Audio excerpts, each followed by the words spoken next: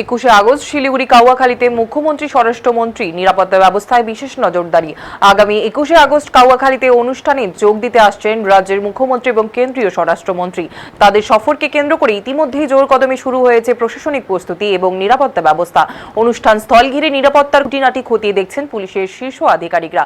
মঙ্গলবার কাউয়াখালীর অনুষ্ঠান স্থল এবং মঞ্চ পরিদর্শন করেন রাজ্য পুলিশের DG, IG north Bengal, Siliguri police commissioner সহ উচ্চপদস্থ পুলিশ আধিকারিকেরা।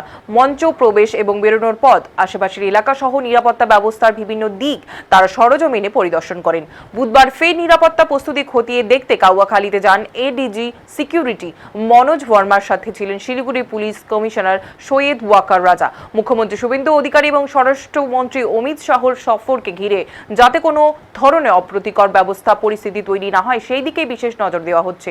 পুলিশ সূত্রে জানা গিয়েছে আগামী 21শে আগস্ট থেকে 25শে আগস্ট পর্যন্ত এই কর্মসূচি চলবে। অনুষ্ঠানের অন্যতম উদ্দেশ্য হিসাবে নতুন ফৌজদারি আইন বা ক্রিমিনাল সম্পর্কে সাধারণ মানুষকে সচেতন করার বিষয়টিও তুলে ধরা হয়েছে। উত্তরবঙ্গের বিভিন্ন প্রান্তের মানুষকে অনুষ্ঠানে উপস্থিত থাকার জন্য আমন্ত্রণ জানানো হয়েছে।